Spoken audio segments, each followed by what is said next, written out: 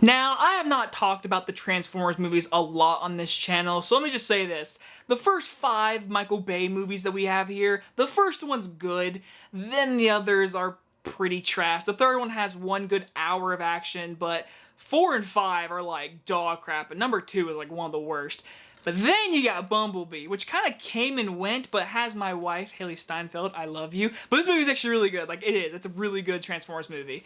So, going into this 7th live-action Transformers, there was a lot of hype. Here's Johnny. My mom always said life was like a box of chocolates. Expecto Patronum!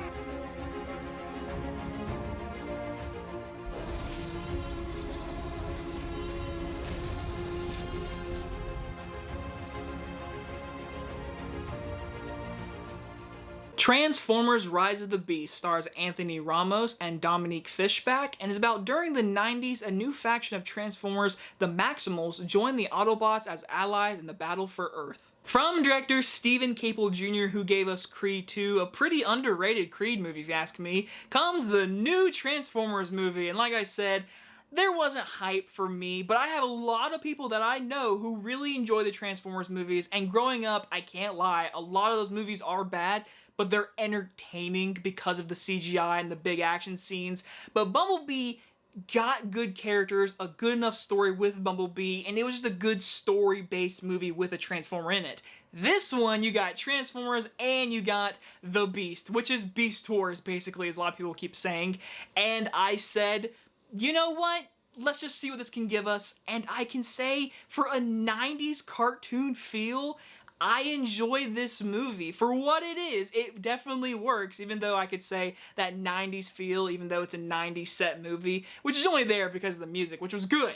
Our human characters are played by Anthony Ramos and Dominique Fishback, both actors who are really good. Anthony Ramos in The Heights, Dominique Fishback, which I just saw an indie movie of her in, and she was like amazing in it. So both of them are great actors, and so in this movie, very predictable dialogue, very easy characters. They're good in the roles, but they're not standouts. They're not like, wow, what amazing characters. A lot of the character development is with Anthony Ramos and what his background, his little brother, but we're not here for the human characters. We're here for the Transformers and the Beast, and you get a lot of that, and when it's on screen, it's entertaining. It's really well helmed. The director did a very good job just not giving you Michael Bayism's action scenes. No, you get great looking action scenes with a lot of punk music in there that brings a lot of energy to it and brings in just very childish comedy. I will say a lot of the jokes are very children-esque, and so it mixes in together and gives you a 90s cartoon movie.